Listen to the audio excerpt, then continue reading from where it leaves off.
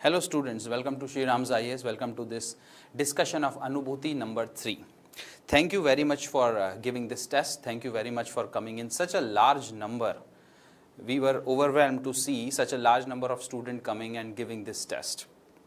This test were made and we have tried our level best to make it on the lines of the UPSC following the trends of Union Public Service Commission Civil Service Examination.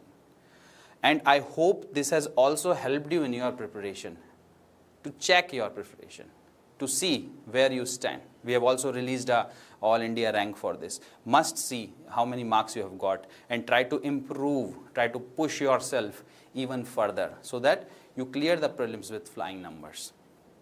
Now, let us start the discussion. How the discussion is going to be, I am going to take Indian polity first, then the next faculty and the next faculty will come with their respective subjects. They are going to take their respective subjects and likewise we are going to complete this discussion. So, starting with Indian polity, this is Indian polity. So, the first question of Indian polity which you can see in the paper was question number 24. So, let's start with question number 24. Consider the following statements. So, there are two statements given and the pattern you already know whether one statement is correct or not, both of them are correct or not, which one is correct, does the second one explains the first one better or not. So, this is the pattern of the question here. The statement one is, the freedom of speech enjoyed by the members of parliament exceeds that enjoyed by the individual. This is a true statement, this is a correct statement. So, the freedom of speech and expression enjoyed by the commoner, the citizen, is given under Article 19, 1A, freedom of speech and expression, whereas the privileges and immunities and the freedom given to the member of parliament is given under Article 105. We all know there are reasonable restriction on this freedom. Reasonable restriction starts from clause number 2 and continues further. But there is no reasonable restriction for members of parliament inside the assembly. It's a very important provision of the constitution which we must remember for our examination.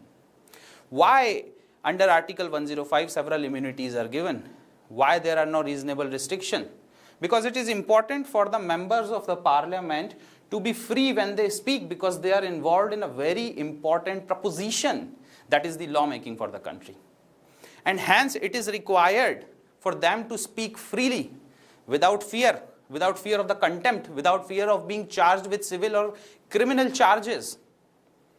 Okay, and that is the reason why under Article 105 and why under Article 194 to the state legislative assemblies, freedom of speech and expression is provided, which is far more wider than the one provided under Article 19(1)(a) to the citizens of India. I hope you are getting the logic here. Moving on to the second statement. In case of conflict between the freedom of speech of the members of parliament and the freedom of speech of individuals, now member of parliament under Article 105 and individuals, the citizens. By the way, let me remind you, Article 19 is only available to citizens. There are several articles of the constitution, several fundamental rights of the constitution which are only available to the citizens. They are not extended to aliens. Which are these? If you see Article 15, 16, 19, 29 and 30, these are available only to the citizens. So, to the citizens. So, in case of conflict between the freedom of speech of the member of parliament and the freedom of speech of individuals, the former prevail. That simply means Article 105 will prevail over Article 19(1)(a). Is this the correct statement? Yes. Now, the question would arise, how will there be a conflict between these two? So, there was a case and I will tell you a little detail about that case for you to understand and appreciate this point better. In parliament, several speeches were made by a member of parliament at one point in time which were expunged, means not taken into record by the Speaker of Lok Sabha. But later on, a newspaper has published those reports. And when the matter approached the court, the newspaper said that it is the freedom of speech and expression which allows them to print the expunged part of the speech. Now, the question has came up in front of the court whether the immunity is provided here or the article which gives freedom of speech to the member of parliament should be prioritized over Article 19(1) or not. Whether the expunged part of the speech by the member of parliament can be printed on the basis that it is allowed under Article 19(1)(a) or not. So it was ruled by the court that Article 105 is going to prevail. If there is any conflict between these two rights, it is always the member of parliament and their immunities which are going to prevail over the individual right to freedom of speech and expression. Hence, the expunged part, which was expunged by the speaker himself, cannot be printed in the newspaper on the basis that it is under Article 19(1)(f), freedom of speech and expression of the individual. Hence, this statement is a correct statement. Now, whether statement 2 is explaining the statement number 1, of course it is. So, A will become our option.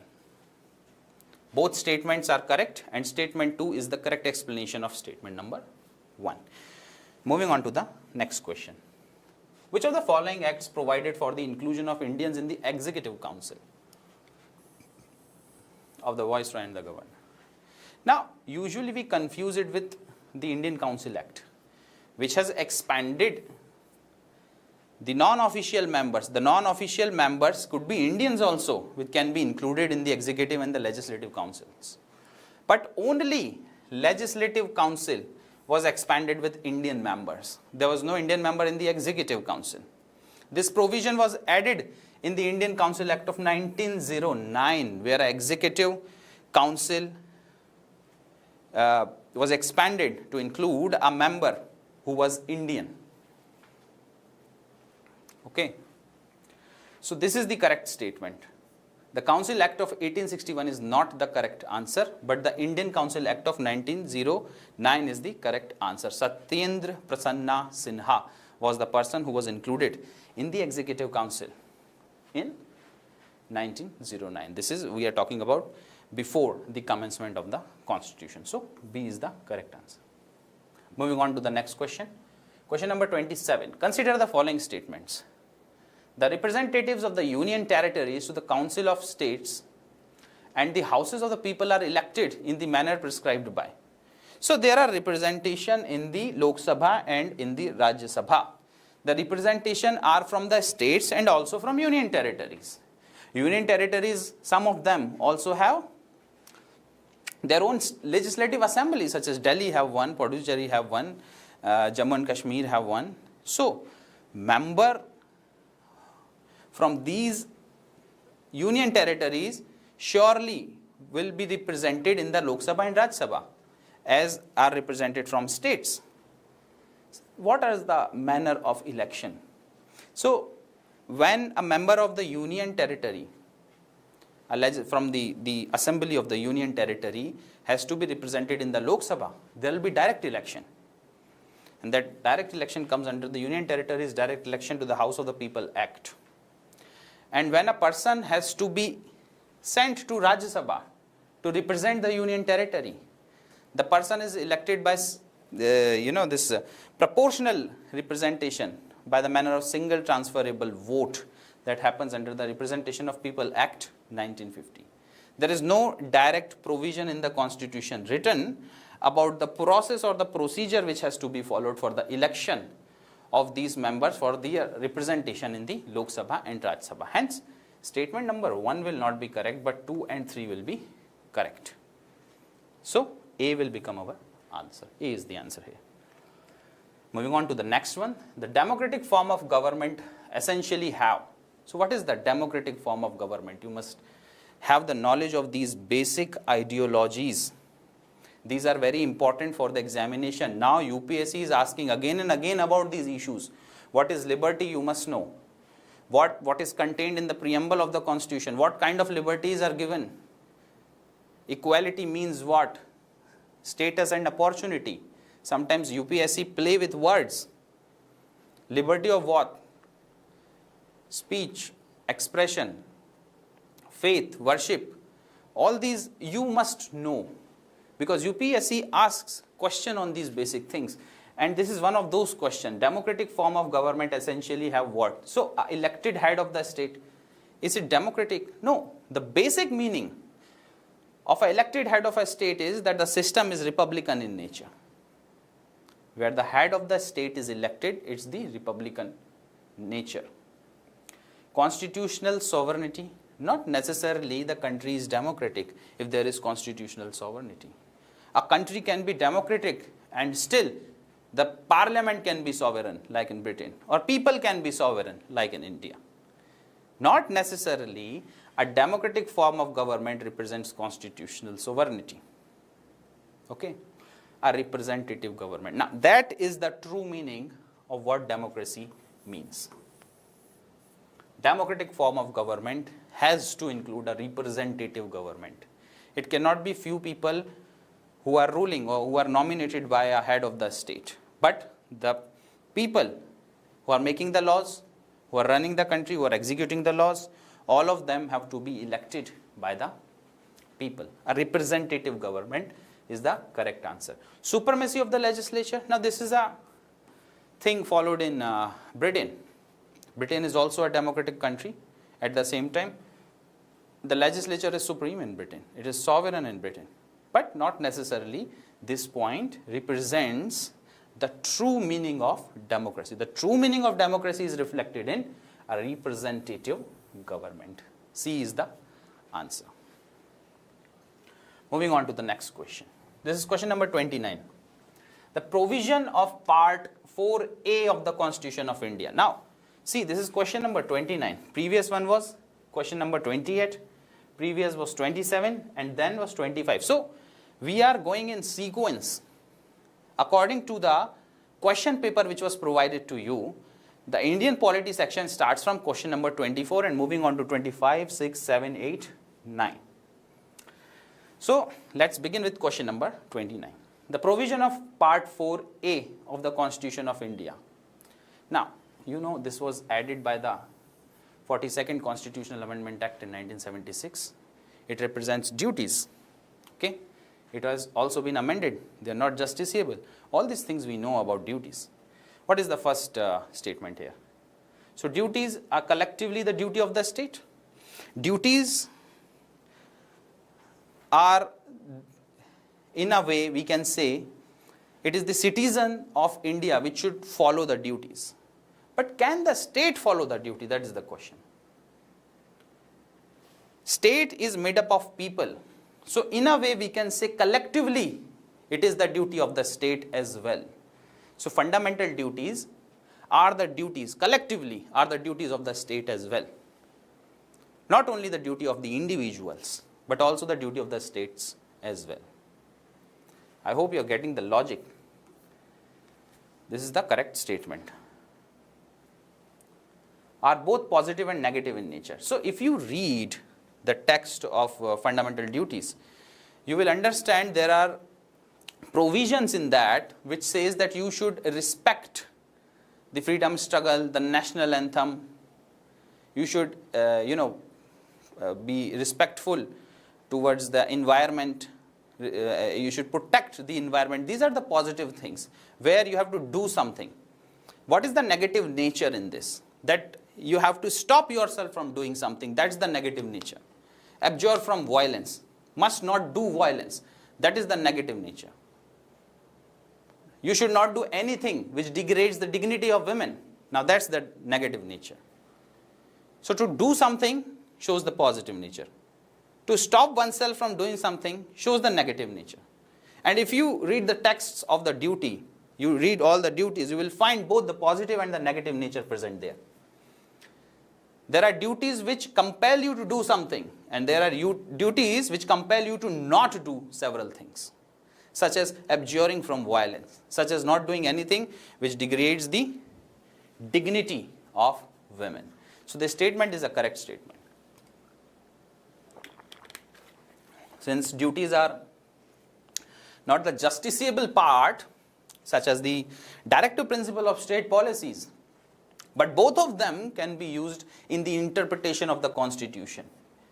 This is an important fact which you should fit in your mind, that both the duties and the directive principles of state policy, both of them can be used for the interpretation of the Constitution or for the interpretation of the statute of the Constitution. So this is a correct statement. They are the part of the basic structure doctrine. So nowhere in the judgment of the court it has been said that fundamental duties are the basic structure of the Constitution. So we cannot say that this statement is correct. So the correct statements are 1, 2 and 3. C will be our answer here. Moving on to the next question. This is question number 30. Which of the following were added to the Constitution by an amendment? So which was present originally in the Constitution, that is one thing, and which were added later on, that is another thing. Okay, so we have to see here. Provision for the reservation of backward classes in public offices. This is covered under Article 16, clause number 4, which was originally present in the Constitution. It was originally present in the Constitution. Provision for reservation in unfulfilled vacancy in public offices. It was added later on by the 81st Constitutional Amendment Act. So this was not there presently. It is talking about the unfulfilled vacancies. Can the vacancies which were left over in the previous year has to be filled in the next year or not? And if filled next year, whether the 50% limitation applied by the court will apply here or not. That the reservation must not be more than 50%. This limit is not going to apply if there is going to be a carry forward of the vacancies from the previous year. So this is known as the carry forward rule, which was added in 81st Constitutional Amendment Act. Provision for the consequential seniority in promotion added by the 85th Constitutional Amendment Act. So added later on again. Provision for residence as a specific class of employment. Only Parliament can provide for such a facility, and this was added by the 7th Constitutional Amendment Act. So in this we can say that only this one is the provision which was originally present. Okay. So which of them were added to the Constitution by an amendment? 2, 3 and 4. So B becomes our answer. I hope you are getting it. Moving on to the next one. This is question number 31. Which of the following is correct with respect to right to life and personal liberty? So right to life and personal liberty has been given under Article 21 of the Constitution. It's a very, very mammoth article, a fountainhead of myriad of rights. Almost all the fundamental rights can be attached with Article number 21. Such big is the jurisdiction of this article. So the statements, 4 statements are given, and we have to see which one is correct with respect to right to life and personal liberty. It can only be taken away by fair legislative action. Yes, this is a true statement. It can only be taken away by a fair, just, reasonable and non-arbitrary legislative action. If the Parliament provides for death penalty for the rarest of the rare kind of crime, it is allowed. What have to be seen? The substantiveness of the law, that the proportional principle is maintained or not. If it is a crime of rarest of the rare nature, and for that the Parliament is providing for capital punishment, it is allowed. So the substantive nature of the law has to be seen. What is written inside the law has to be seen. What is written is fair or not, just or not, reasonable or not, has to be seen. To steal 10 rupees, if you are sent into jail for 10 years, now that's not just, that's not fair. So the substantive law is very important. The due process of law is very important. Along with it, the procedure established by law is equally important. Okay? And the right to life and personal liberty can only be taken away by a fair legislative action. Okay? So this is the correct statement, but there are 3 more statements left. Never leave these 3 statements. Maybe there's a possibility you can find a better statement. So if statement number 1 is correct, that does not mean that you do not read B, C and D. It's not a good habit. Okay? Several people do it, and then when they reach home and They match their answer with the answer keys available in the market, and then they feel that, oh my God, I should have read all the options. So let's see the second option, P. It covers the right to form or join any association or union. Okay, this is article number 19. Allows freedom to move within and outside the country. To move within the country, article number 19. To move outside the country, of course, article number 21. But A, this is the one which reflects the true explanation of article number 21. Right to life and personal liberty can be only taken away by fair, just, and non-arbitrary legislative action. So A is the answer. Moving on to question number 32. Which of the following were included in part 3rd, part 4th, and part 4th A by a single constitutional amendment? Now part 3rd is fundamental rights. Part 4th is directive principles of state policy, and part 4th A are the duties. Which of them, there are 3 matters given, which of them were included in all the 3 by a single constitutional amendment act? Matters related to education of children. If you remember 86th constitutional amendment, this one also let's see. Matter related to the environment and wildlife, added by 42nd constitutional amendment act in 1976. Matters related to the cooperative societies, added in 97th constitutional amendment act. Now what do you have to say? What was added here? Matters related to environment and wildlife and protection. Article number 48A was added as a part of directive principle of state policy. Also, a fundamental duty was also added here with this particular amendment. Matters related to cooperative society. There was a change in article number 19 of the Constitution, means the fundamental right. Also, there was a change in insertion in article number 43 as article number 43A, which gives the provision of cooperative societies in India. Okay, so both of them were there. But if you look at this one, 86th Constitutional Amendment Act.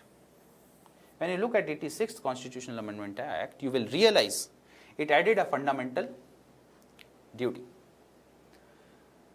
So it added a fundamental duty. At the same time, under Article 45, it added the directive principles of state policy, and it added a fundamental right, Article 21A. So there were change in fundamental duties, Part 4A of the Constitution. There were changes in directive principle of state policy, Part 4 of the Constitution. And there were changes in fundamental rights, Part 3rd of the Constitution. So this is the right answer. Which of the following included in Part 4th, 4th A, and 3rd by a single Constitutional Amendment Act? This was 86th Constitutional Amendment Act, which related to the matter of education of children from the age group below 14 years. It's a very important amendment. Everybody should know about this. It is very important for your examination. Many questions are asked around this topic. It's a very important thing.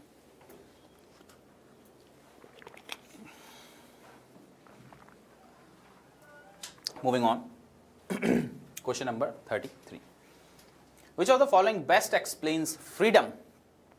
Again, the questions which checks your basics of Indian polity, the philosophical part of Indian polity. They're very good questions. And if you know that basic, you're going to earn 2 marks. And those will be free marks. Unrestricted ability to act according to one's will. Unrestricted ability to act. Absolute freedom. Is it true? Cannot be true. There are restrictions. Reasonable, but there are restrictions. Conditions in which people can develop their creativity and capabilities. Okay, you can consider this. Moving on to the third one. Ability to act against any form of authority or societal regulation. Again, this is an arbitrary kind of behavior which is not promoted by right to freedom under Article 19. Absence of restraint and ability to develop oneself. Now, I would go with D1, this one. This explains the meaning of freedom in the best possible manner. So I would bet my chances on option number D. Very important to understand. Now, question number 56. Consider the following statement. Statement 1 and statement 2. Now see, this was question number 33. 34, 35, 36. All those questions are from different subjects. They are not the questions of Indian polity. The next question of Indian polity in this paper was question number 56.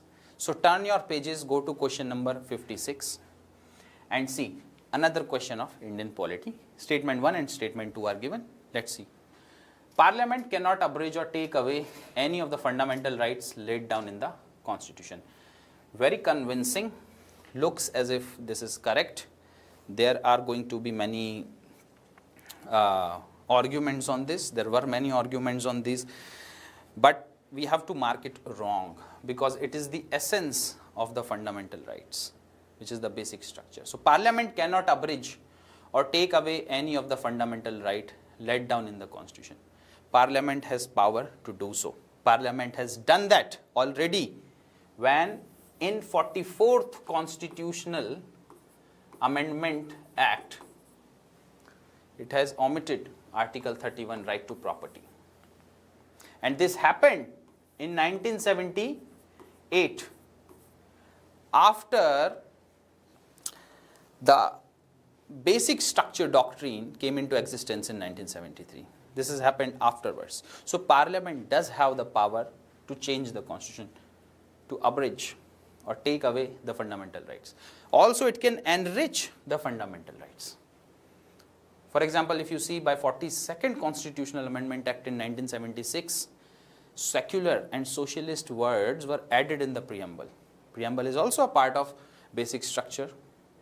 And those words which were added were not abridging anything, but rather they were enriching the preamble of the Constitution, the ideology of the Constitution, the aspirations and ideals of the Constitution. But does it take away the power of the Parliament to make changes in the fundamental right? No, that's not true. There are essence, what you call, there is something called medicine, and below that is the mother tincture. So basic structure is basically that mother tincture. The essence of everything, the essence of fundamental right cannot be removed, cannot be abridged. But as such, fundamental rights can be changed by the Parliament. Think about a hypothetical situation. If untouchability is eradicated from this land, will Article 17 will be of any use? With changes in the society, if you see there are, digital age has come up, digital revolution is happening. Differences between people based on religion, race, caste, sex, all those are decreasing. Women are doing great in almost all spheres of economic and social life. So do you really think a constitution which was made in 1950s, it was commenced in 1950s, and the changes in society which has taken place, of course there will be changes in values, and of course there will be changes in fundamental rights. So many fundamental rights has been included under Article 21, right to internet, right to privacy, right to bodily integrity. They all were not written, but through the interpretation of the Supreme Court, they were added. Similarly, few of them can be removed also by the Parliament if they are of no use or if they are not doing any greater public good.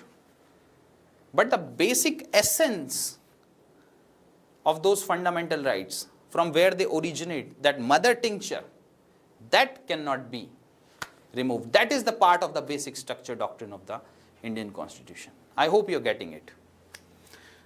Moving on to statement number 2. Parliament cannot amend certain constitutional values to rewrite the Constitution. Of course, Parliament cannot do that. So this is a correct statement.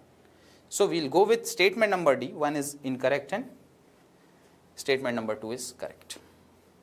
This was question number 56. Moving on to question number 57. Consider the following statements with reference to the president's election in India. MLAs. So when the president is elected, all the elected members of the parliament, means the houses of Lok Sabha, Raj Sabha, and of the state legislative assembly, they take part in it.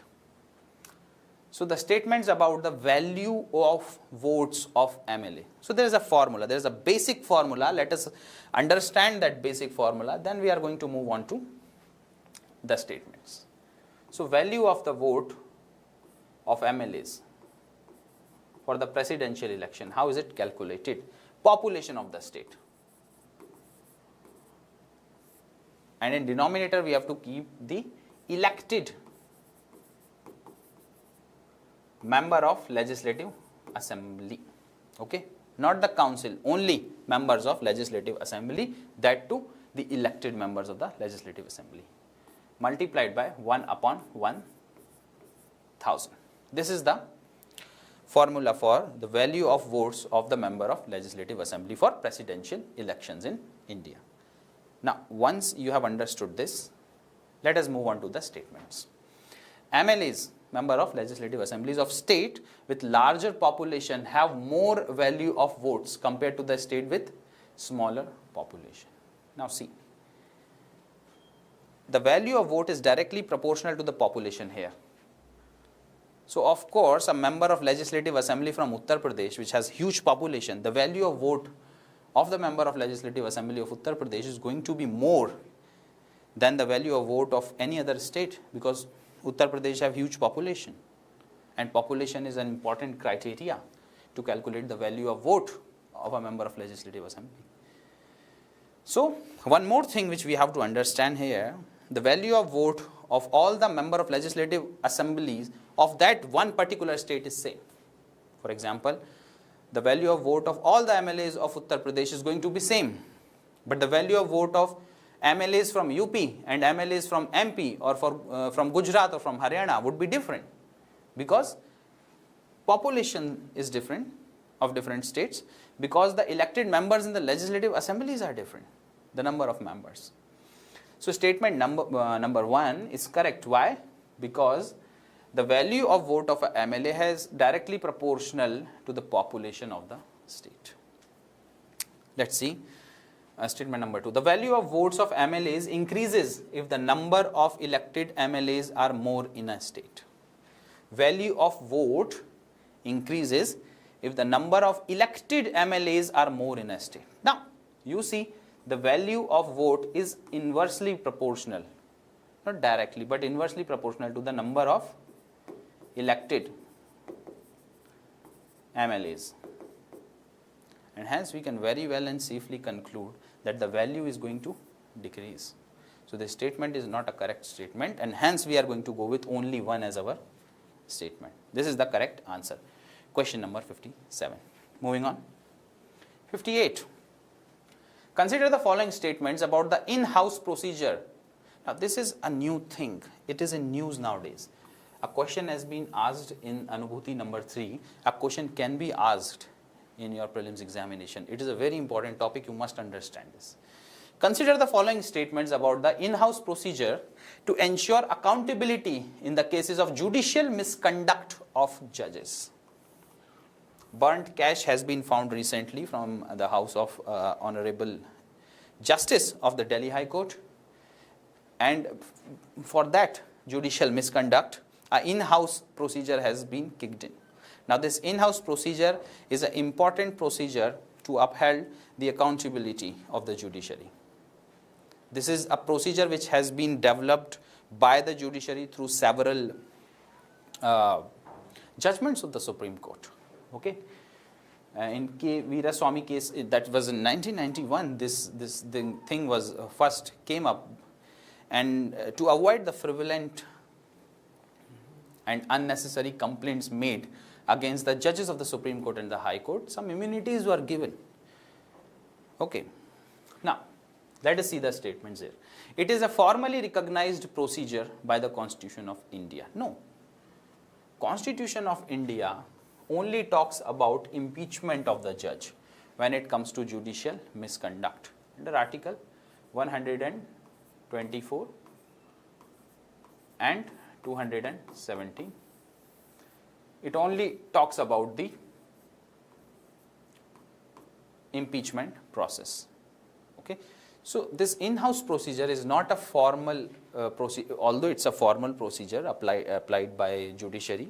It's an in-house procedure, a formal procedure of judiciary, but that has not been recognized by the constitution. That simply means it is not written in the constitution. You must understand the difference here. So first statement cannot be true. It is formally recognized procedure by the Constitution of India. No, it is not. It was developed by judiciary over a period of time. It does not lead to the impeachment of judges. It does lead to the impeachment of judges. So this is an important thing to understand. Now, what happens in the in-house procedure? For example, a complaint has been received against a judge of the High Court. Then the Chief Justice of that High Court makes an informal inquiry and communicate about the findings of that inquiry to the Chief Justice of India. Now, the Chief Justice of India forms a 3-judge committee. That is a very important committee. Now, it's a formal procedure that the Chief Justice of India forms a 3-judges committee. Who are the member of these? Who are the member of this committee? Means who are these 3 judges?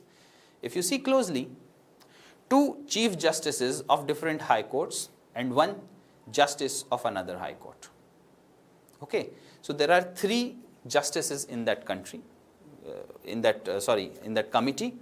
2 of them are the Chief Justices of different high courts, and 1 of them is a Justice of a high court, a judge of a high court. Now, this 3-member committee inquires and investigates about the allegations made on the judge of the high court. If the allegations are found to be of serious nature, they communicate it to the Chief Justice of India. The Chief Justice of India immediately asks the judge to resign and takes out all the works which have been given to, all the judicial works given to him are withdrawn to the alleged judge, and then because the allegations are found to be true, the judge is asked to resign. Now, if the judge does not resign, then what happens? Then the Chief Justice of India writes to the President to initiate a removal process. That simply means to start the impeachment process. It only happens when the in-house procedure is failed and the judge against whom allegations were made is not accepting the charges and is refusing to resign. Then the impeachment can kick in. So, in-house procedure can lead to impeachment of judges. It is allowed. A committee comprising of 3 judges includes the Chief Justice of India. No, the committee does not include the Chief Justice of India. The committee is formed by the Chief Justice of India, which include 3 judges. 2 judges who are the Chief Justices of different high court and another judge who is a judge of any high court.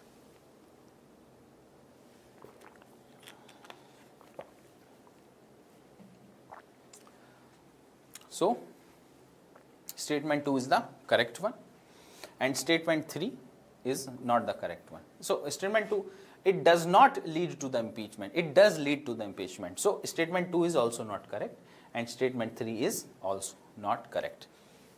Chief Justice of India is not the part of the 3 judges committee. He is the one who makes this 3-judge committee. So, all of them are not correct statement and hence D is the correct answer here.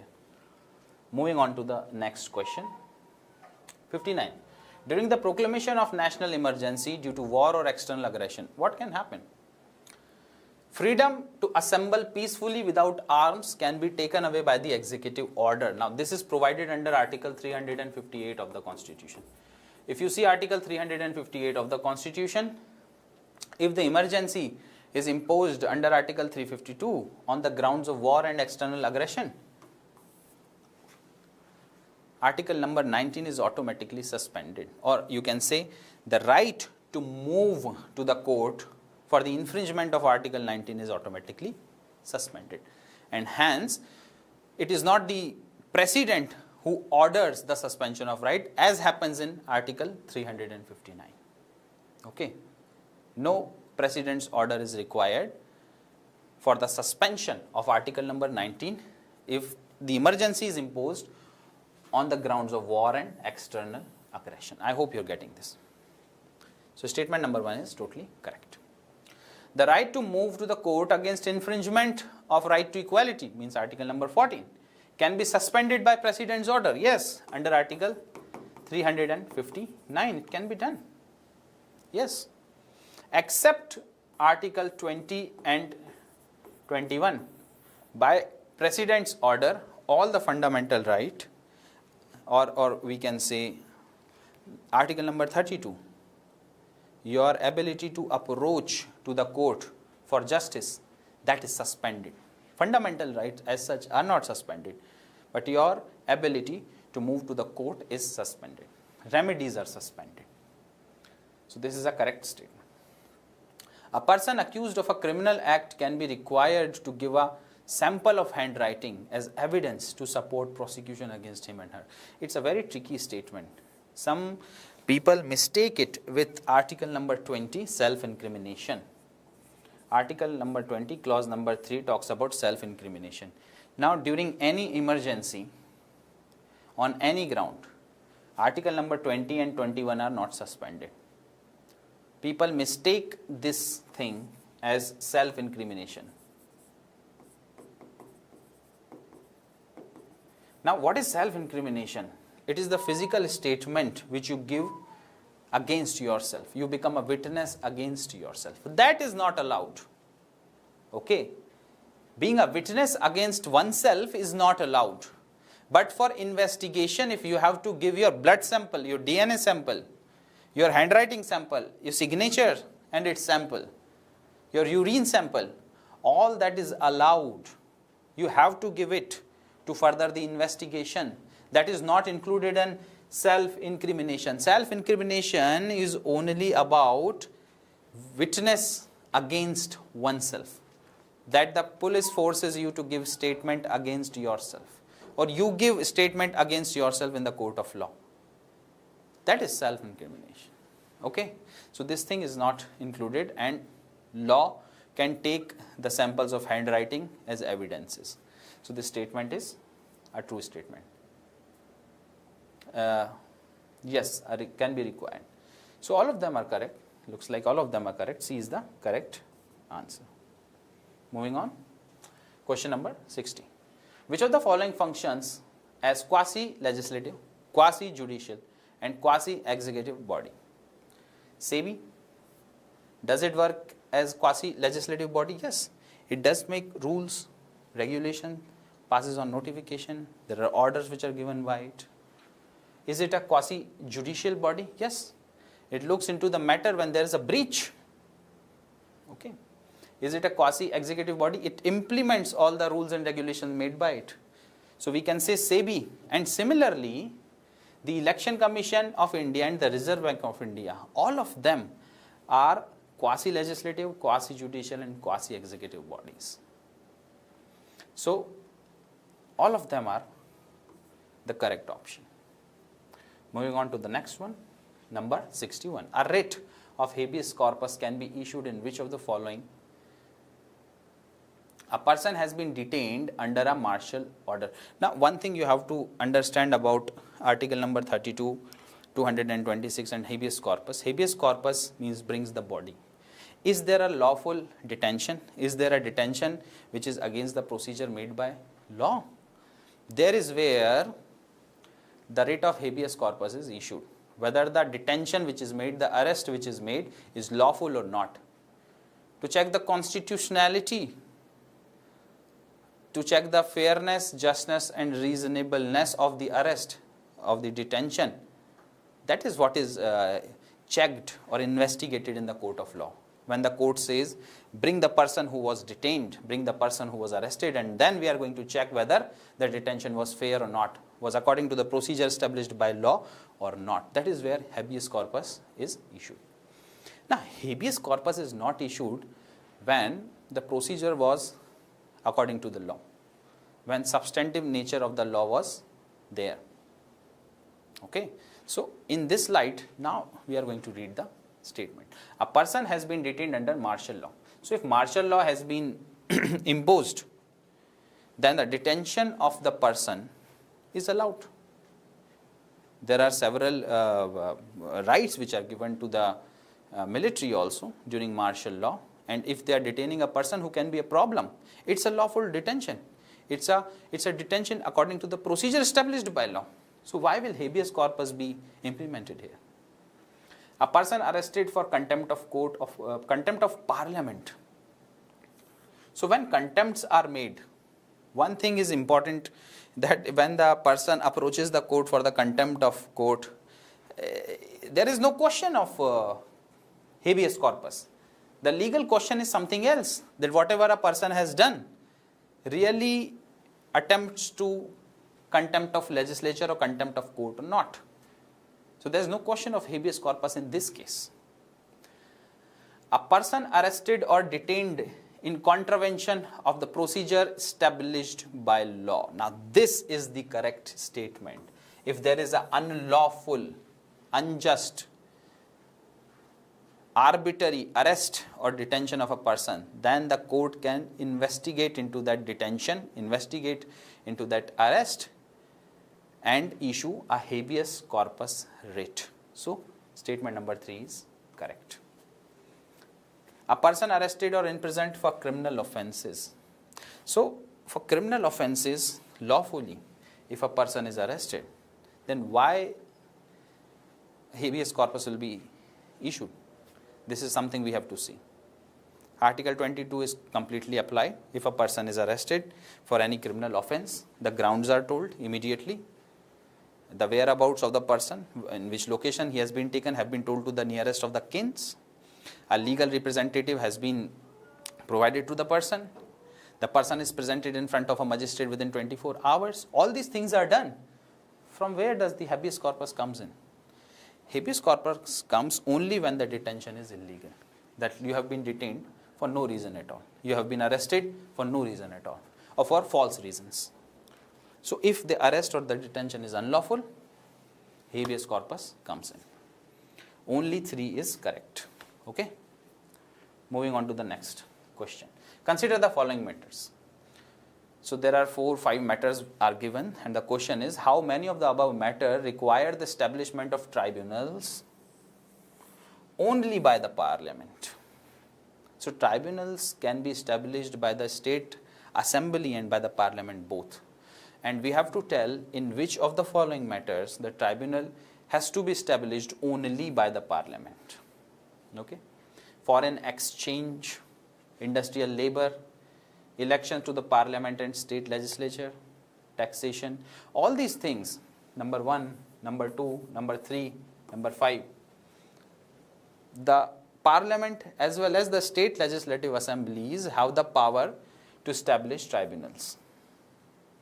But in this public service matters under Article 323A, it is the parliament only which establishes the tribunals.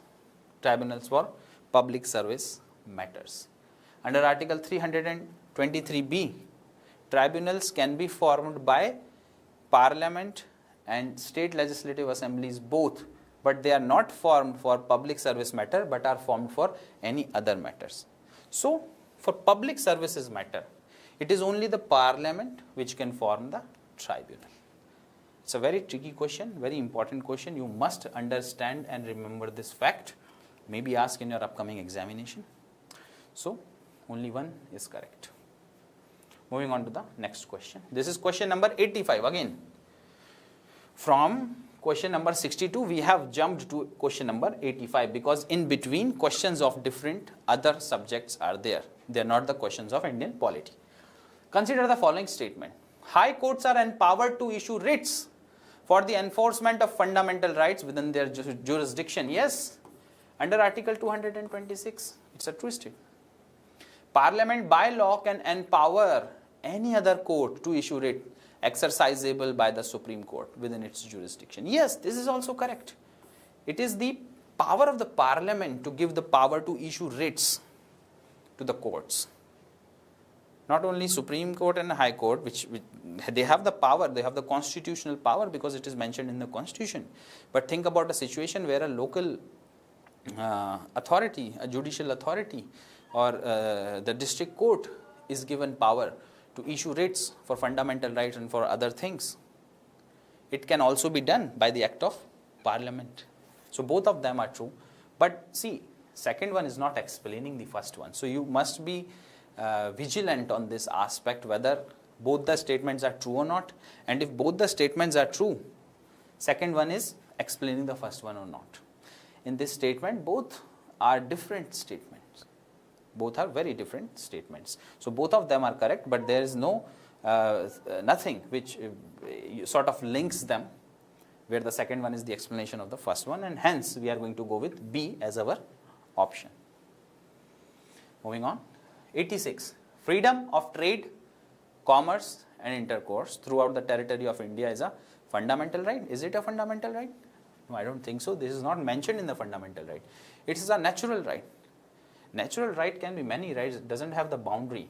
But freedom of trade, commerce and intercourse, do you really think is there a category of natural right in the Constitution of India? I don't think so. Legal right, given by some statutes. Is it? Or the fourth category is constitutional right, means rights which are mentioned in the Constitution. Now if you read Article 301 and continue reading it till Article 307, you will understand that it's very much a constitutional right, freedom to trade, commerce and intercourse throughout the territory of India. Okay? I hope you are getting it. It's a constitutional right. Of an individual, if you see, an individual also has a right to choose the occupation or the business of his choice under Article 19 of the Constitution. That is also there. But basically, overall, if you see, we are not talking about an individual right. We are talking about overall freedom of trade, commerce and intercourse throughout the territory of India. Now, when you consider this in a wider aspect of the territory of India, it is a constitutional right given under Article 301 and 307. All the articles between this, I mean 301, 2, 3, 4, 5, 6 and 7 till here. So D is the correct answer. Moving on to the next one. Consider the following statements. Both the central and state legislatures have electoral power to elect the head of the state. Who is the head of the state in India? The President. So both the central and the state legislature have the electoral power to elect the head of the state, but only the central legislature has the power to remove the authority. So we are talking about election of the president, election of president in which the members, the elected members of the House of the People and the Council of State and of the elected members of the State Legislative Assembly takes place. But in the impeachment of the president, only the houses of the Parliament takes place. There is no role of State Legislative Assembly or the elected members of the State Legislative Assembly. So we can safely conclude that in the elections, both the central Parliament and the State Legislative Assembly take part. But when it comes to the impeachment of the President, it is only the Parliament which take part in it. There is no role of State Legislative Assembly in the impeachment of the President of India. Hence, this is the correct statement. Both the upper house and the lower house of the central legislature have electoral power to elect the vice president, but only the upper house has the power to remove the authority.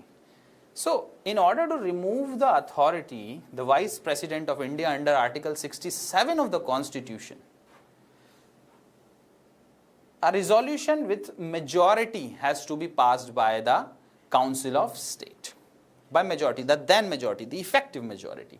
And that is agreed upon by the Lok Sabha by a simple majority. So the involvement of both the House of the People and the Council of State is there. There is a major role played by the Council of State, major role played by the Rajya Sabha in the removal of the Vice President of India. Okay. So this statement is not a correct statement, hence only one is correct. Moving on to the next one, 96th, and I think this is going to be the last question of Indian polity in this Anubhuti. Consider the following statement: the provisions of the Bharatiya Nyaya Sanhita, okay, erstwhile Indian Penal Code of 1860, applies to offences committed by a person on any aircraft registered in India. So if an aircraft is registered in India and is flying over the United States of America, and a person is sitting in that aircraft, do you really think the provisions of Bharatiya Nyaya Sanhita will be applied on that person? Yes. If you read section 1, it tells about the jurisdiction of BNS. Okay. Now, statement number 2, a person outside India targeting a computer source in India. Yes, cyber crimes have been done by people. So under section 48 of the BNS, this person, on this person, the provisions of the Bharatiya Nyaya Sanhita can also be applied. So this is also a true statement. Going on to the third one, any Indian citizen outside India, does the provisions of Bharatiya Nyaya Sanhita applies to him? Yes. Section 1, clause number 5, if you see, it applies to any citizen of India who is living outside as well. So all of them are correct. The provision of Bharatiya Nyaya Sanhita is going to apply on all these three categories. D is the correct option. So now this completes the discussion of Indian polity in this paper. Next faculty is going to come. He is going to take up a next subject. Thank you very much for joining me. I hope you do well in your examination. Jai Hind.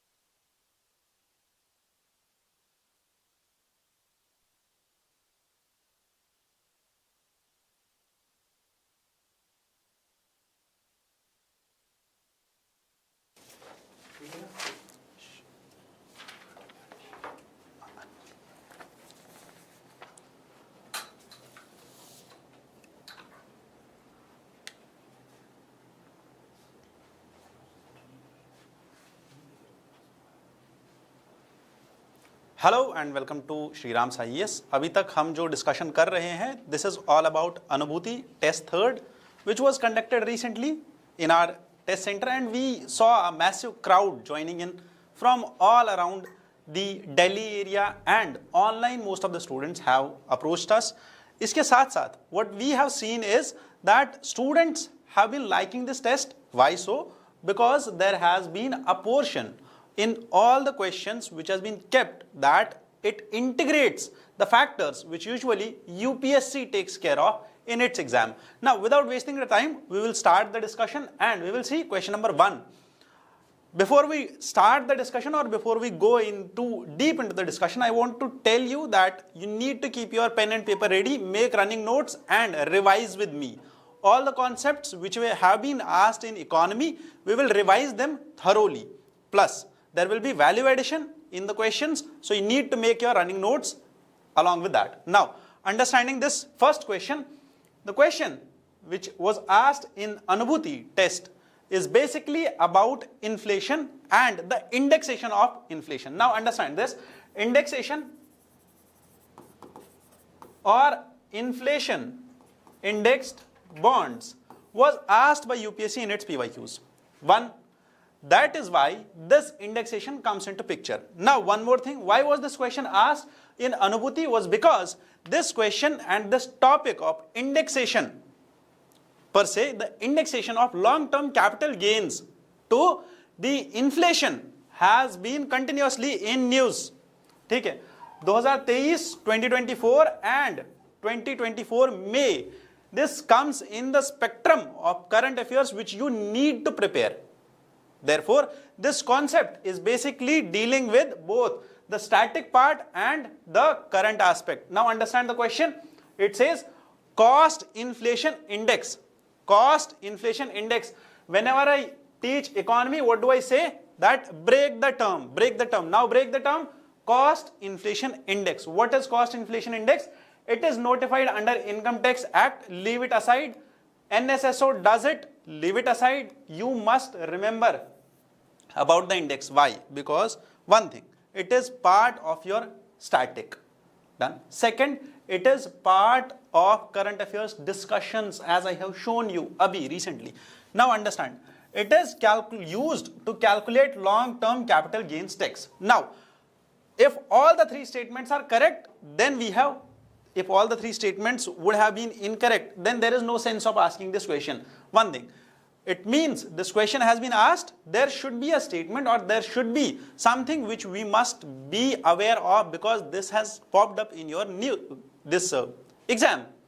Understanding the concept, cost inflation index. Now, it is used to calculate long-term capital gains tax. The statements itself, do not bother yourself too much to check the facts. Rather, go for deep analysis of the question. Now understand how to do that.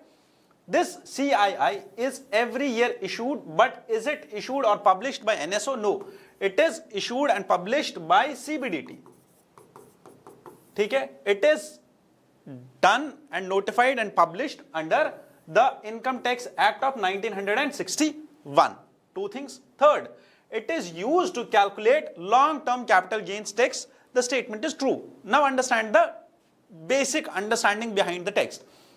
Long-term capital gains tax, why do we calculate capital gains tax? What is capital gains tax? Break the term again. It is capital, and on the capital you are gaining something. What do you gain on the capital? You basically earn profit and interest, or you earn the dividend on the capital which you have invested. Where should you invest the capital? Either in assets or in shares or mutual funds.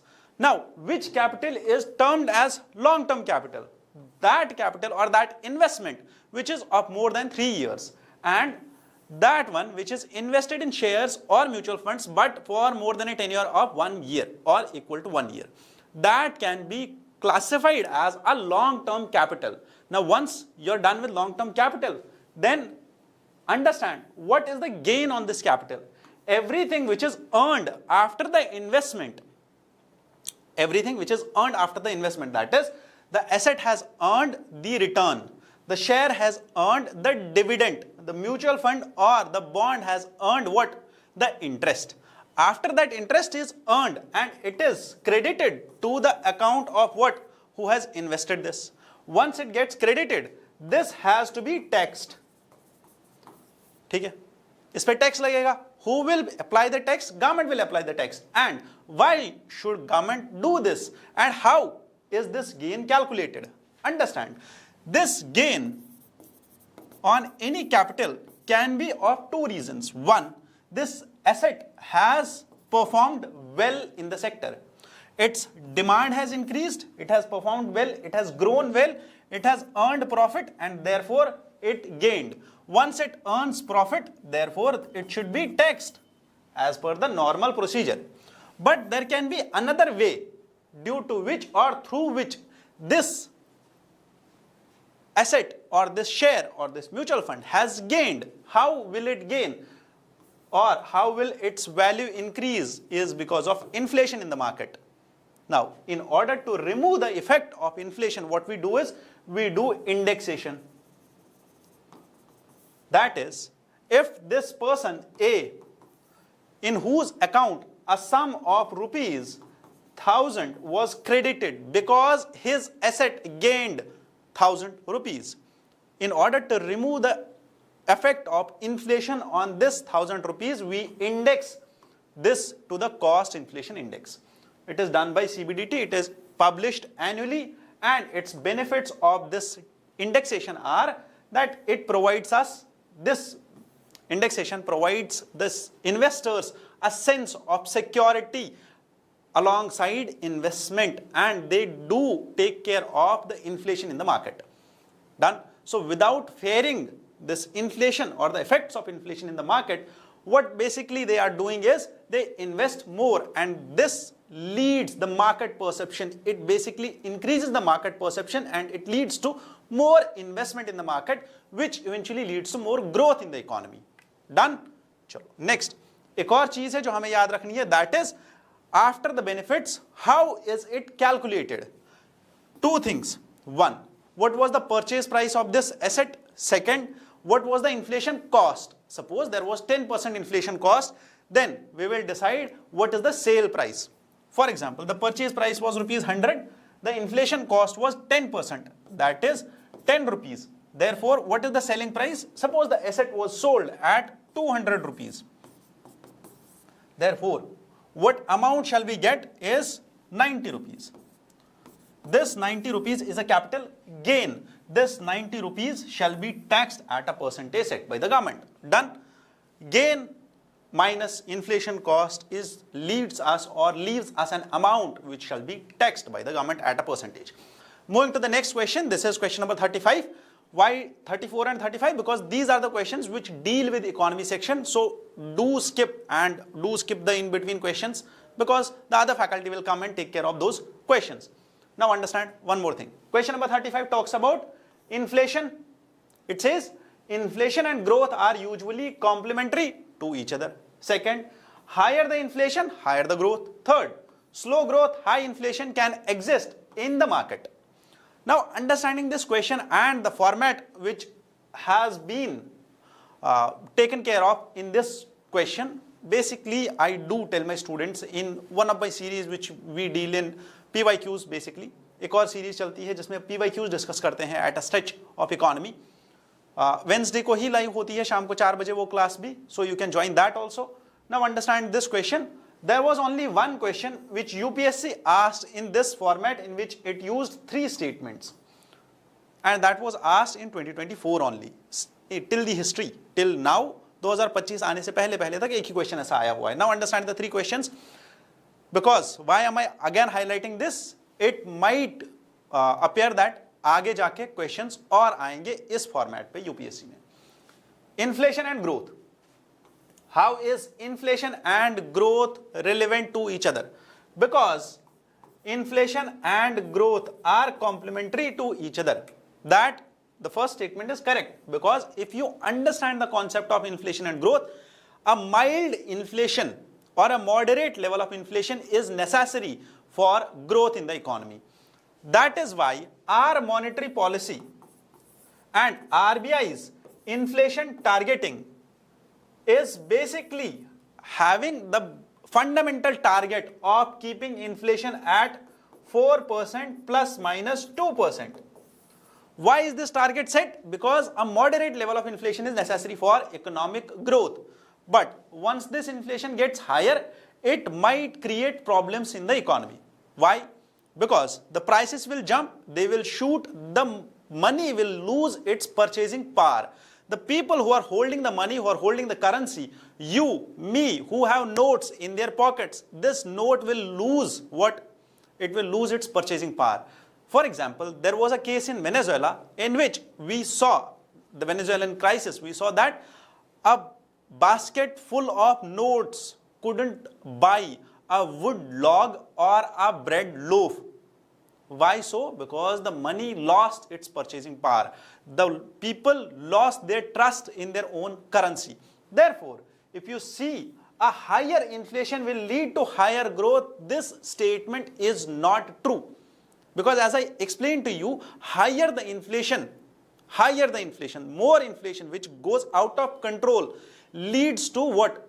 Leads to losing of purchasing power. Once the purchasing power is lost, the economy gets eroded. Therefore, statement 2 is not correct. Third statement, slow growth, high inflation can exist. Yes, this thing can exist in the market, and this is very well termed as stagflation. Okay. Now, why was this question asked? And the answer to this question is C, that is only one of the statements is correct. Either 2 or 3 is correct, and that statement explains statement 1. बहुत ही आसान सा question है, आप सबको समझ आ गया होगा. Why was this asked? Because continuously in 2024 and 2025 that there appeared a number of articles in the Hindu based on inflation and growth. What should we prioritize? Should we prioritize inflation or growth? Should we prioritize or balance growth and inflation? That is what was asked in and discussed in these editorials. Now understand one more thing which you need to understand about inflation and growth. Inflation rate, when it goes beyond a certain level or when it goes beyond the moderate level, it leads to a fall in economy. It leads to a fall in economy. It leads to economic crisis, due to which there happens what? An economic downfall. However, a moderate level of economy or moderate level of inflation is necessary, and it accompanies the growth. See, a moderate level of inflation leads to growth. A moderate level of inflation leads to growth. Understood? But sometimes what happens is inflation is there, but the growth is not there. There is slower growth. This leads to stagflation. Stagflation is simply slow growth and high inflation. What does actually slow growth mean? It means there is no supply or demand in the market has lost, and this particularly this demand, when it is lost in the market, that is known as Keynesian economic crisis, or basically Keynes detected this thing that when there is loss of demand in the market, that leads to stagflation. High food inflation, which we have seen recently. Okay. Thalinomics was the basic term which was used by Economic Survey 2022-2023, last economic survey, last to last economic survey, that used this term Thalinomics. And over the year 2024, this term has been used, food inflation, because the prices went up after the COVID crisis and after the recovery also. That leads to, or that led, or that was the main driving force behind the inflation in Indian market. And that is all about the question which we discussed. Now, one more question is about sovereign credit ratings of the country. Understanding this concept, sovereign credit ratings, what are basically these credit ratings? Okay? Credit ratings are the, you can say, बहुत ही simple way में आपने एक Uber book करी, you ordered something from Flipkart, or you ordered food from your Zomato. What do? You rate it. You rate it either 1 star, 2 star, 3 star, or 5 star. Howsoever you like it, you rate it. But how do you rate it basically? You check some of the parameters. What are the parameters? What are the parameters we check? We check taste of that product. We check the packaging of that product. We see how the delivery was fast. We see that was it healthy and was it hygienic in nature. Then after understanding these parameters, or after examining these parameters, what we do? We rate the product. Similarly, there are some of the agencies at international level which rate the bonds, which rate the instruments.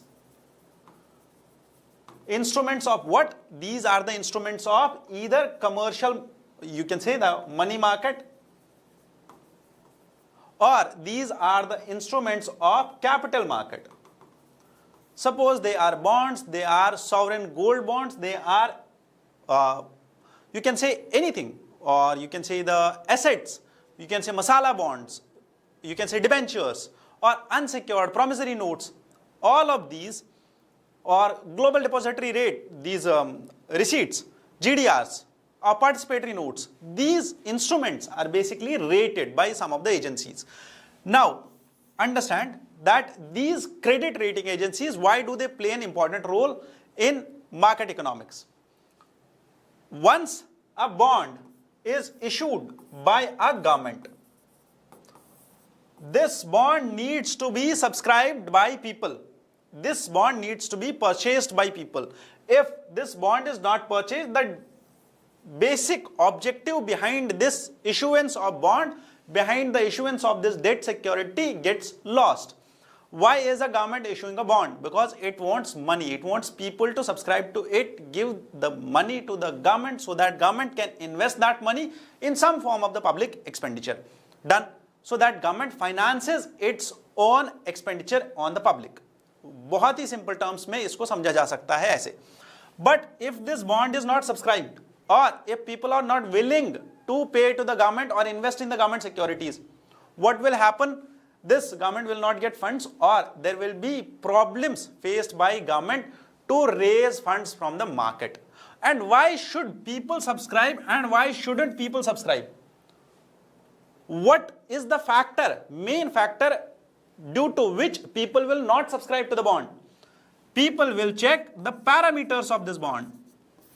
What should people check? They will see what is interest, how much interest does it offer, how much maturity does it offer, how much is the demand for this bond in the market.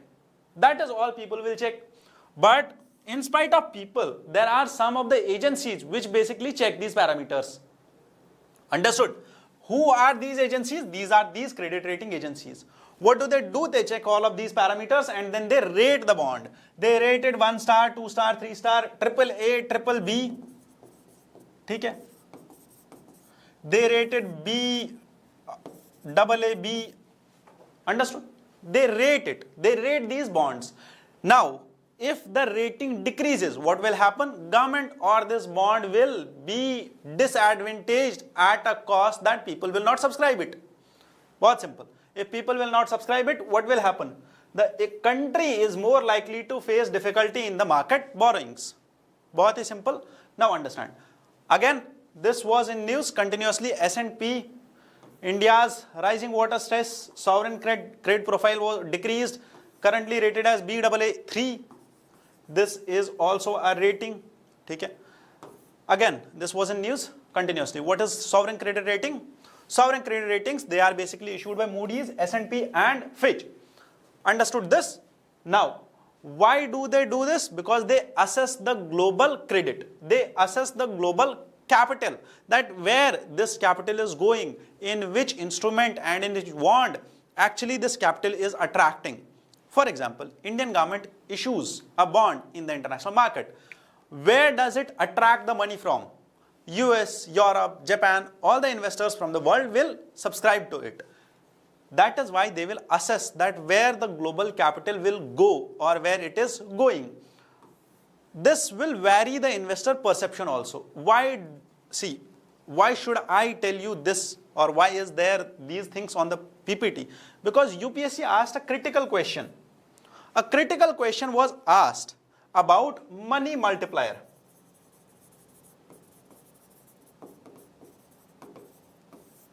And UPSC asked this बहुत ही subtle way में, that if you understand the concept of money multiplier, then how and why, which is the main factor behind this money multiplier to grow faster? How will money multiplier grow faster?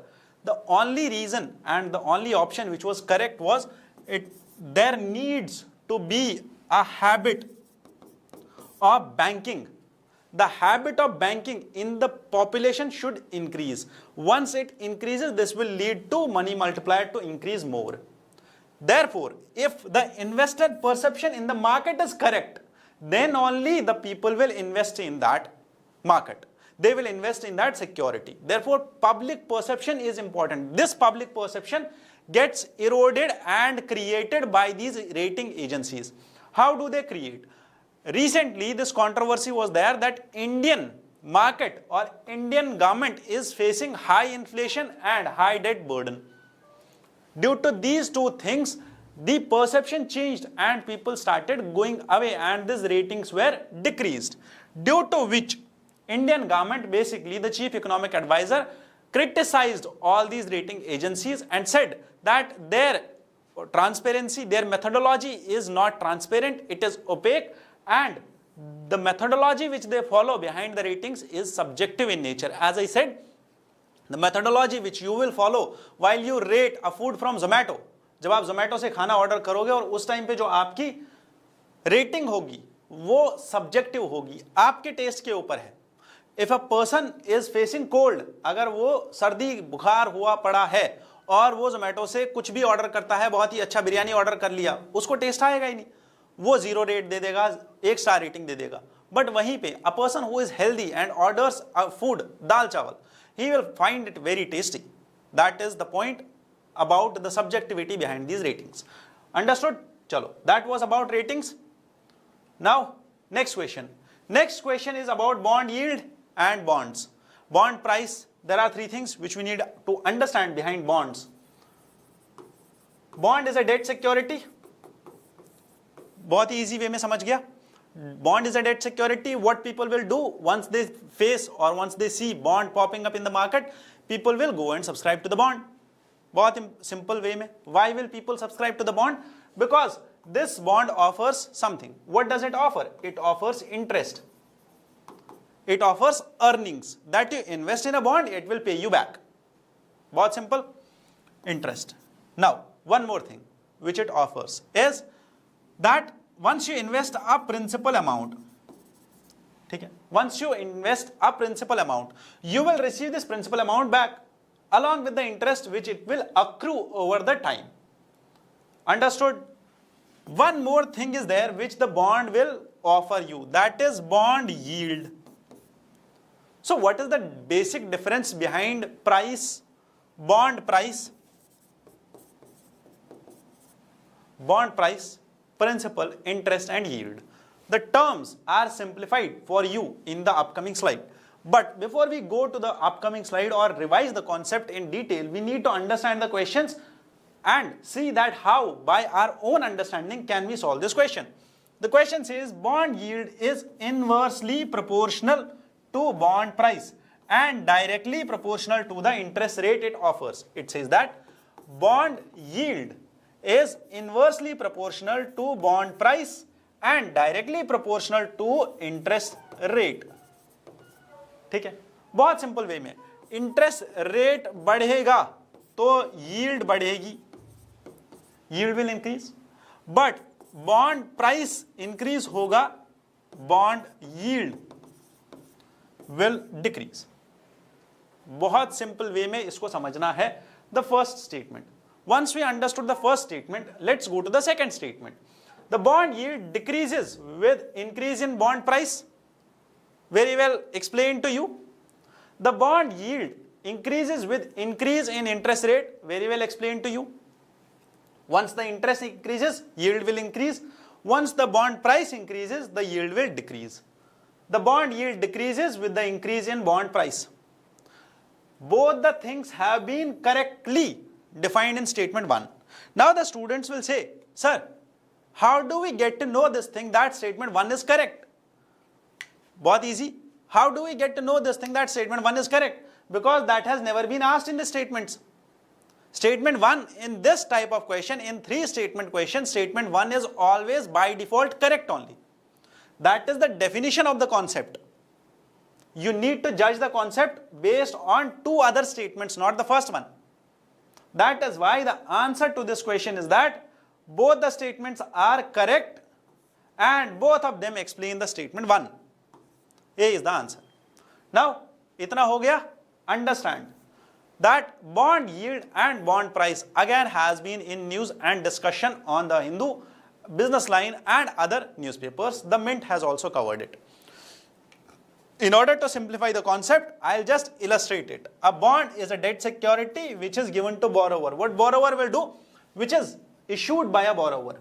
Who is a borrower? Who needs money. What this borrower will do? He'll take a piece of paper, a simple piece of paper, he'll take and then he'll write terms and conditions on this and then he'll sign it and give a promise to the holder of this bond that whenever you present this bond back after this much amount of time, after this much amount of time, the bond will mention what? The bond will mention 3 things. 1, it will mention price, it will mention interest and it will mention the maturity time. That after how much time will this bond mature? This borrower, after issuing a bond like this, will issue it in the market, and a lender or a person who will purchase the bond will pay a specific amount, which is the price of the bond, will pay this price to the borrower. Once the price has been decided and is paid, it means the lender has given 100 rupees to the borrower. After a time period of 3 years, this lender A will go and redeem the bond. Remember the terms. He will redeem the bond. Once he redeems the bond, he will receive what? Interest, that is 10%. The principal amount, that is 100 rupees after 3 years. That means if we take simple interest, it comes around 130 rupees. Now, how much had he invested? 100 rupees. How much has it or how much did he get after the redemption or after redeeming the bond? He received 130 rupees. Therefore, the 30 rupees at the last was the yield of the bond. That is what bond actually yielded him. Done. But understand a circumstance that after just purchasing this bond, after 6 months, this person A basically feels a need of this 100 rupees and wants to sell the bond. He wants to sell the bond, but at that point of time, he also witnessed one more thing, that market mein there is one more bond which provides not only 10% but a 20% interest. What he will do is, he will sell his bond 100 rupees and then will invest in other bond that offers 20% interest. So once he wants to sell this bond, or this bond, suppose in the future after 6 months starts doing good in the market and starts earning more, therefore this bond, the demand of this bond will increase. This person A will sell this bond in the secondary market. Once he sells this bond, because the demand has increased, the price of this bond will also increase. बहुत micro economics का पहला chapter, पहला concept, demand increases, price increases. The price will increase, therefore he will not sell this bond at 100, he will sell it at 110. Once he sells it 110, this means that after 3 years or after the maturity period, this person B, once he goes and asks for redemption of this bond, he redeems it at 130 rupees. But actually, how much is the yield? It is 20 rupees. That is why the yield decreases once the bond price is increased. Once the price increase, yield will decrease. बहुत simple way में समझाया गया है. Then the third condition is also there. You just need to understand it. बहुत simple way में understand हो जाएगा. One more thing, you need to revise your bonds. What type of bonds are there? There are two types of bonds. One is corporate bond, another is municipal bond. ये दो facts याद रखने हैं. कैसे याद रखने हैं? Corporate bonds, there are two categories. One is investment category and investment grade bonds. Another is the high yielding bonds. These investment grade bonds, why are they called investment grade? Because everyone can invest in it. Why? Because they offer low risk, good interest or low interest. But there is very less risk, and these bonds are high credit rating bonds. They are rated at higher level. Done. And there is less interest on them. But there is less interest on them. People will invest and they will definitely get a dividend. There is a rare chances that this bond will fail. Because they are rated good, they have very less risk. But there are other types of bonds also which provide higher yield. Why? Because they are low on ratings, but they have higher risk. There are people like mutual funds, there are people or there are group of investors who use technology and they use techniques to invest in those bonds in order to achieve higher yield. In order to achieve higher yield, they invest and they use all their mechanics and all their expertise into this investment that helps them to gain more from the market. So there are two types of corporate bonds. There are municipal bonds also. One municipal bond is the general obligation bond. Basically, this is raised and this is backed by a special tax imposed by a local government. A state government, a local government, or any district level or panchayat level government can issue this bond. Second, there is revenue bond, which is basically backed by a special project or a specific project. A revenue from that project shall offer return for that bond. Third, there is conduit bond, which is issued, again all the three bonds are issued by local governments also. Local governments only. the state governments or the local governments, this conduit bond is backed by or is issued on behalf of the private entities of these local governments. Keep a note of these two things, might be asked in your exam. But last thing which you need to remember, what are the factors behind the yield of a bond? What factors may increase or decrease the yield of the bond? First, the interest rate, the credit quality or the credit ratings, the term of maturity of that bond, and the current supply and demand of that bond in the market. These are the four things which basically define the bond yield. Done? Chalo. Next question. Again, this question is about the securities only, the debt securities only. It says which can be used.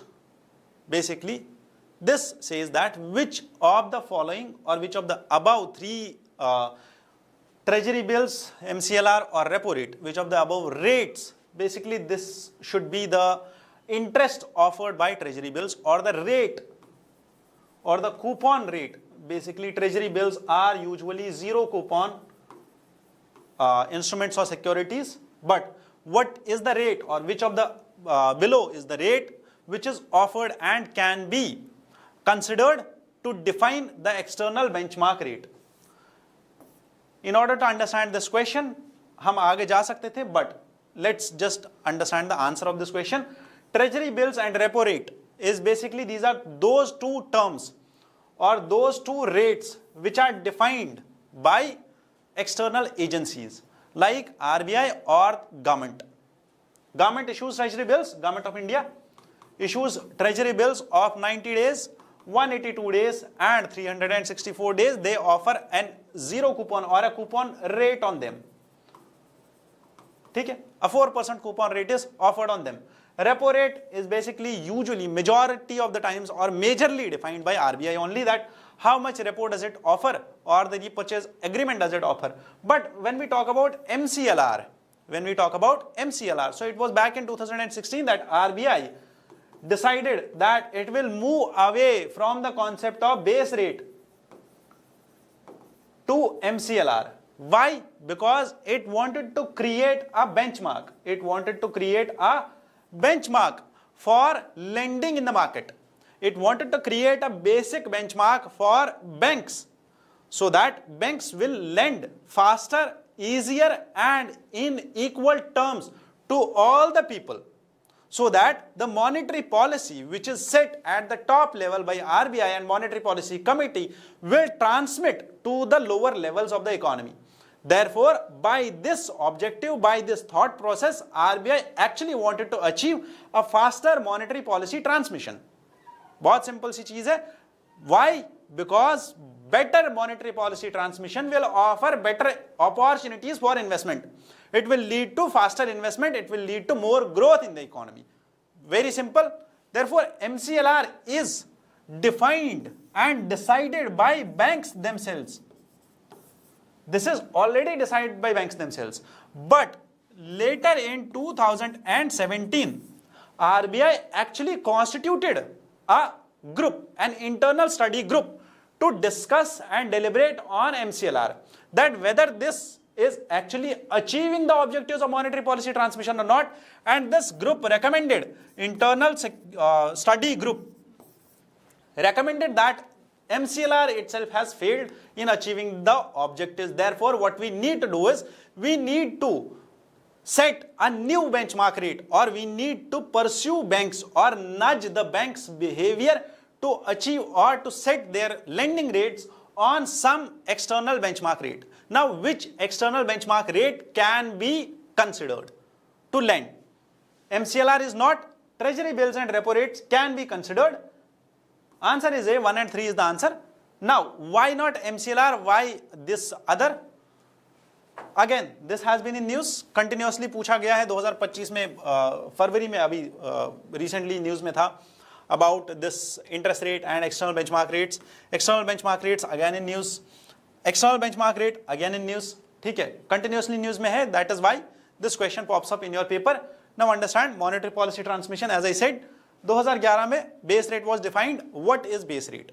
It was said by RBI to banks that you decide your base rate, that on which rate will you start lending? For example, a bank or 10 banks said that we will set our base rate at 10%. Now, after this 10%, what will they do? Suppose they are giving loan, a bank A is providing loans at a base rate of 10%. But after this base rate, they will add a specific percentage in order to lend to a specific segment. For example, the base rate 10%. This, if they invest or if they give loan to a particular person, suppose in an MSME, they will provide this loan at just 1%. That is 10% plus 1%. Why? Because they tend or they have this intention that we want to actually promote the growth of MSMEs. And that 1% is basically a particular cost which is incurred by that bank in that particular region. Understood? That is factual. The base rate has to be decided uniformly. Then this rate may vary as per the sectors. If a specific loan is given to a person who is already bankrupt, now another loan is being issued to him, this base rate will change and they will give him base rate plus 3%. Why? Because there is a chance of default again. That is why RBI said that you cannot lend less than base rate. You need to lend at base rate, or you can add specific percentage to it and then lend to different sectors. Why? In order to ensure that the small and big corporates are given equal opportunities while they fetch loans and funds from the market. This ensured negative cross subsidization. Okay, this ensured that this cross subsidization should not happen at all. One more thing, 2016 mein, once the effect of this base rate was found, and it was found that this base rate has not been effective in monetary policy transmission, RBI said that we will shift to marginal cost lending rate. Now, what is this marginal cost? This is basically cost of funds. What is this cost of funds? How actually a bank is sourcing his funds. A bank A might borrow from RBI, might have borrowed from different banks or any of the NBFCs. It might have borrowed from public. Okay. This bank might have borrowed from different sectors, different people. This ensures or this calculates to the cost of funding. How does it raise its funds? That cost will define the MCLR. Done. This too is decided by banks on their own. But later, as I said, this group was formed, and now there are issues about this MCLR also, and external benchmark rate is being set. What is external benchmark rate? It can be set on based on repo rate. What is basically the repo rate at that point of time? Once the repo changes, the bank has to change its interest rate, so that once RBI decides something on monetary policy terms, it will directly reflect in the bank's lending rate. Again, one more rate which is decided by FBIL is basically the 6 months and 3 months treasury bills. They release this rate, and this rate can be considered as what? A benchmark for setting external benchmark rate. And third one is any other rate which this FBIL decides. Done? Next question is about the GDP. Okay. Usually har saal, or we have seen multiple questions on GDP.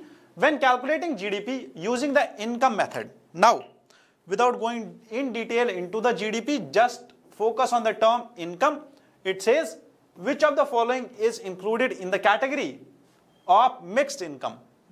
Very easily you can decide this thing, that what can be a mixed income, just by remembering a small fact, just by remembering a small concept, that is factors of production.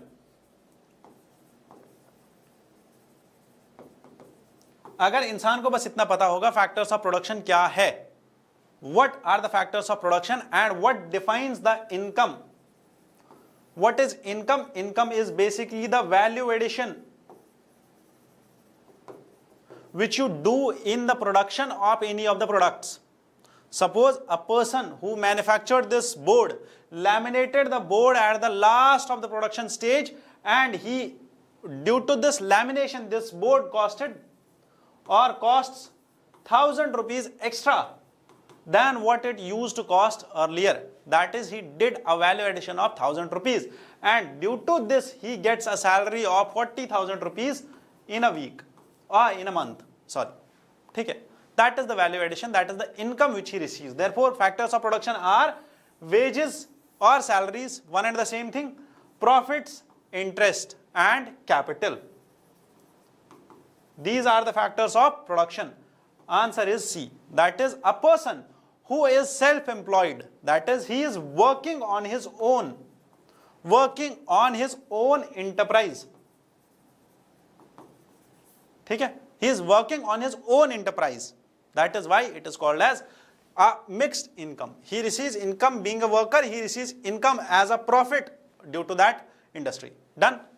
And that is defined over here, that income method mein there are factors of income and factors of production. Self-employed, they will have both the things, labor and profit. Done. Chalo. Next, yes, one more thing which I want to highlight here is the Aadhaar booklet, which you might have received sample also. हमारे यहाँ से आधार booklet में ये सारे concepts बहुत ही well maintained tables में define किए गए हैं, which you can revise as the last step for your prelims. ठीक है, बहुत ही important concepts, बहुत ही important formulas, gross value addition, all the differences between the concepts have been highlighted on these.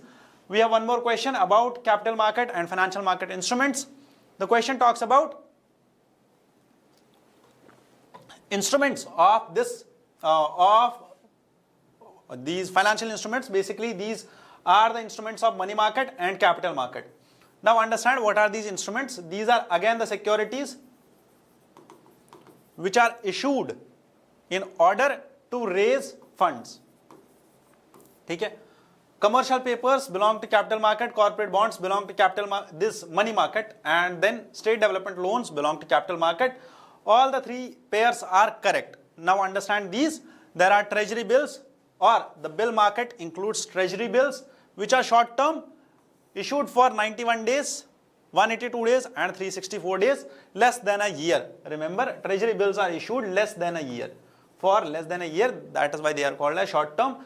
They are not issued by state governments. A minimum amount of these treasury bills has to be around 25,000 or multiples of 25,000. They are issued at a discount, that is, they are redeemed at the par value and the face value, but issued at a discount. Further, remember that there are commercial papers also which belong to money market. These are again short term instruments only. This commercial paper is an unsecured promissory note. Remember the terms, you need to remember them because they can be asked in prelims directly. They are issued by corporates, those corporates who have a turnover of more than 4 crores, and they are issued by primary dealers or satellite dealers also, or they are issued by all India financial institutions.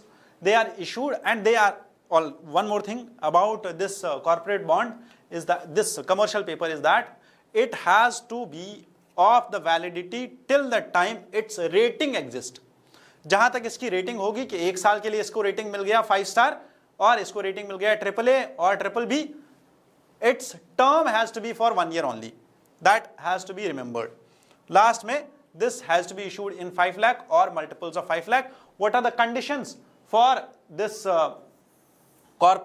this commercial paper? 1, corporates of net worth of more than 4 crores. All the commercial papers required credit ratings, minimum amount 5 lakh or multiples, and they are issued at discount again. Done with this. What are state development loans? This is basically the function of RBI. RBI at a juncture जहां पे RBI एक side से state development loans generate करके देता है, state government को help करता है, and third side is that it deals with market. It takes state development loan securities, SDL securities from the state governments and issue them in the market so that it procures funds, it secures funds for that state government projects. That is how RBI does it. It was only once that RBI used and issued these SDL in open market through open market operations. Okay, that is highlighted over here. Done. Chalo. Next. There are some of the conditions attached to these state development loans. You need to just revise them. बहुत ही easily आप revise कर सकते हो. One more concept is about tax elasticity, tax buoyancy, and the Laffer's curve. ठीक है, Arthur लैफर्स gave this curve in order to solve the problem of government. ठीक है, government की प्रॉब्लम को सॉल्व करने के लिए Arthur लैफर्स gave this curve and he said that if a government wants optimum revenue from tax, it must keep the tax rates at optimum level, because tax rates if increased more, they will lead to decrease in tax revenue after a certain threshold is broke. Once a threshold is broke, this will lead to decrease in tax revenue. Why so? Because Arthur Laffer says that, and again, all the concepts which are asked in this question have been very well in the news through budget, all other terms news mein the.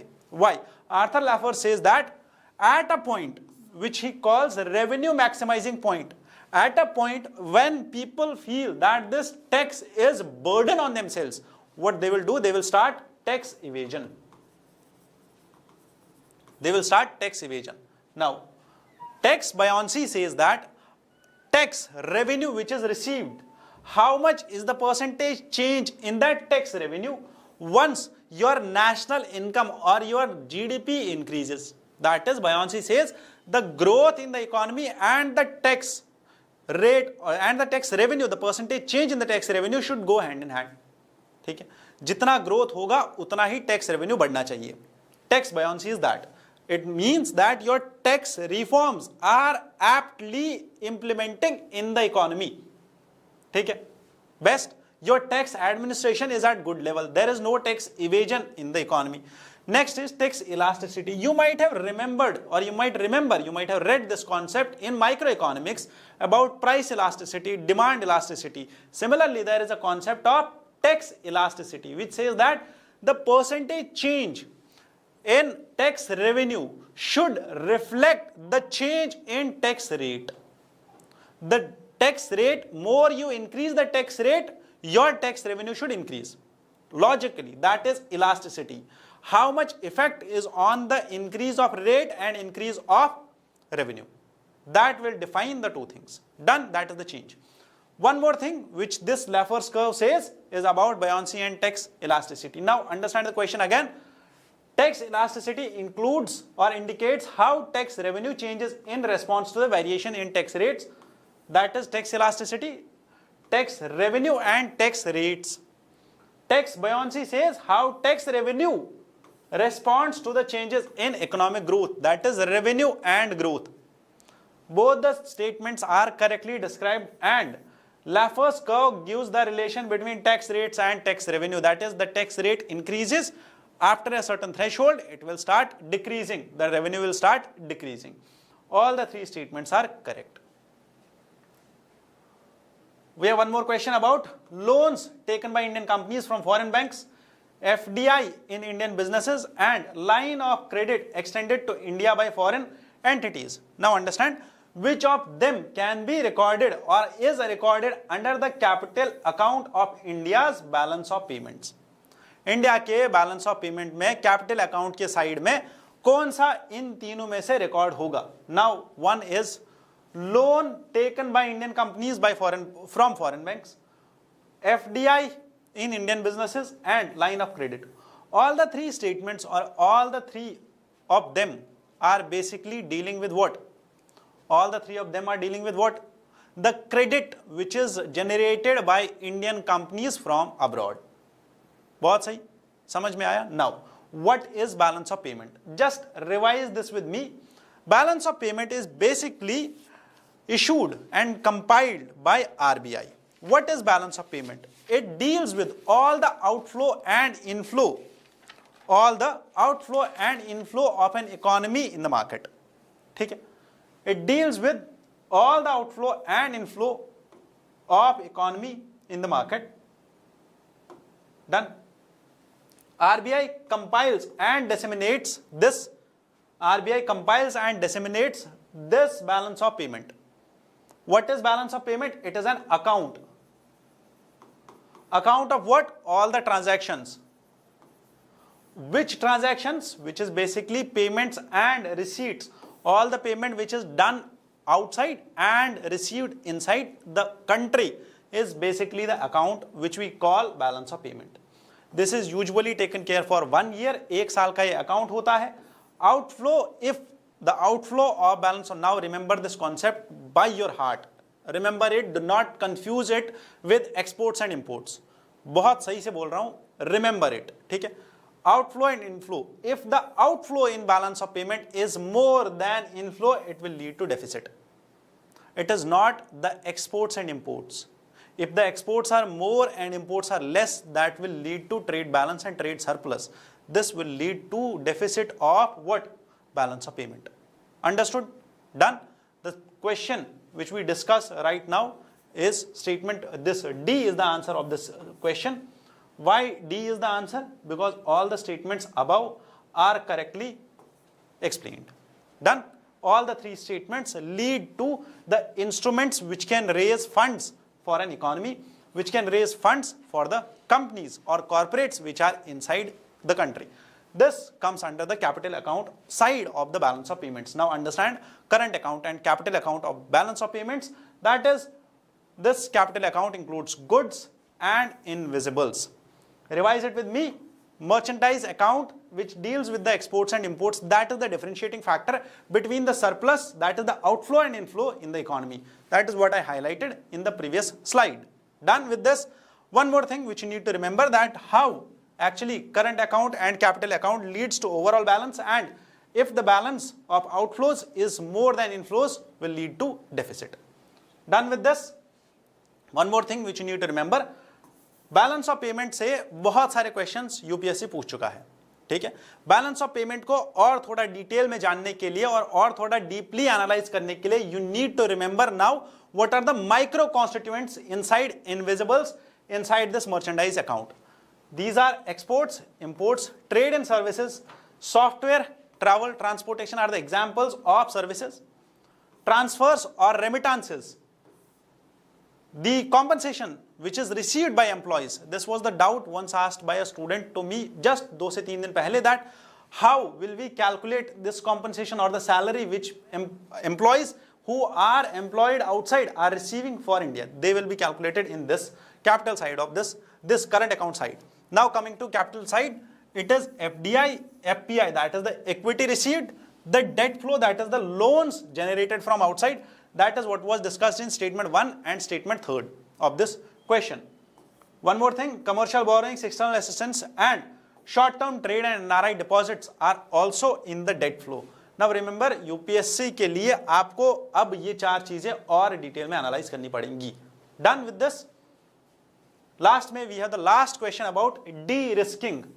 ठीक है? Again, this was in news, and de-risking. Why was it in news? Because it says that why is US shifting from China to India? Why is there a cleanup of supply chains? That is why this question was framed, and it says that you need to diversify the sources which are specifically to mitigate the reliance on nations with high geopolitical risk. That was the whole debate after COVID and after the recent shuffle and stuffle in the China and other economies. And that is why US is, or the other economies which outsource their production lines to China, are now looking for alternatives to China, and India provides the best ground for that. That is what the term de-risking means, and that is the answer of this question. I hope you liked the session. Now there will be another faculty coming for the next round of discussion and next round of questions. I hope that you will stay connected, and I wish you all the best. Jai Hind.